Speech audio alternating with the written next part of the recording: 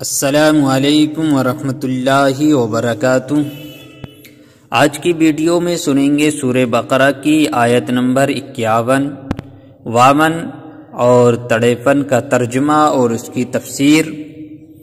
اس سے پہلے کہ آپ اگر ہمارے چینل پر نئے آئے ہیں تو چینل کو سبسکرائب کر لیں، ویڈیو کو لائک کر دیں اور اپنے دوستوں تک شیئر کر دیں۔ آئیے شروع کرتے ہیں۔ بسم اللہ الرحمن الرحیم۔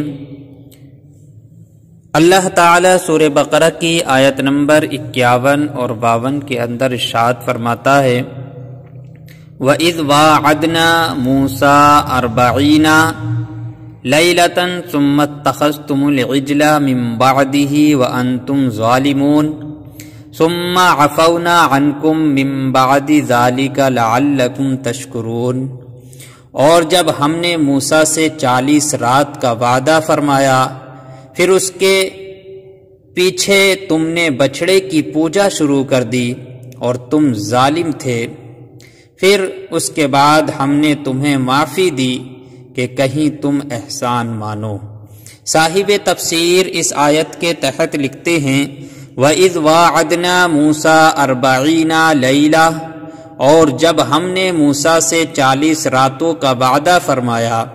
اس آیت اور اس کے بعد والی آیت میں بنی اسرائیل پر کی گئی جو نعمت بیان ہوئی، اس کا خلاصہ یہ ہے کہ فرعون اور فرعونیوں کی ہلاکت کے بعد جب حضرت موسیٰ علیہ السلام بنی اسرائیل کو لے کر مصر کی طرف لوٹے تو ان کی درخواست پر اللہ تعالیٰ نے توریت عطا فرمانے کا وعدہ فرمایا، اور اس کے لیے 30 دن اور پھر 10 دن کا اضافہ کر 40 دن کی مدت مقرر ہوئی، جیسے کہ سورہ اعراف کی آیت نمبر 142 میں ہے۔ ان 40 دنوں میں ذی القعدہ کا پورا مہینہ اور 10 دن ذی الحجہ کے شامل تھے۔ حضرت موسیٰ علیہ السلام اپنی قوم پر حضرت ہارون علیہ السلام کو اپنا نائب بنا کر توریت حاصل کرنے کوہ طور پر تشریف لے گئے۔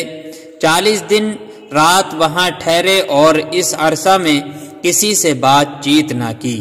اللہ تعالیٰ نے تختیوں پر تحریری صورت میں آپ علیہ السلام کو توریت عطا فرمائی۔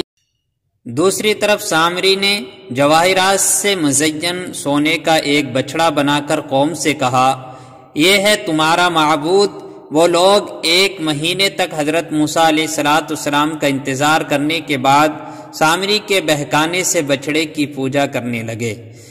ان پوجا کرنے والوں میں تمام بنی اسرائیل شامل تھے، صرف حضرت ہارون علیہ السلام اور آپ کے 12,000 ساتھی اس شرک سے دور رہے۔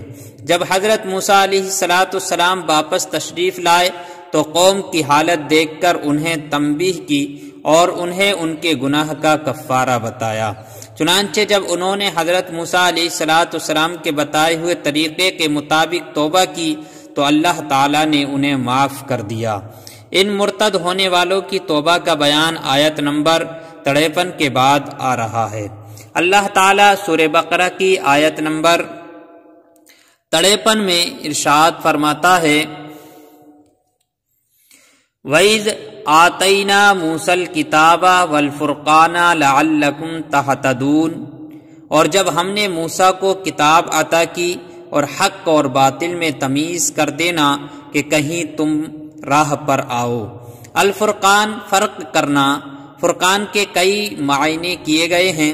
نمبر 1، فرقان سے مراد بھی توریت ہی ہے۔ نمبر 2، کفر اور ایمان میں فرق کرنے والے معجزات جیسے عصا اور ید بیضا وغیرہ۔ تیسرا، حلال اور حرام میں فرق کرنے والی شریعت مراد ہے۔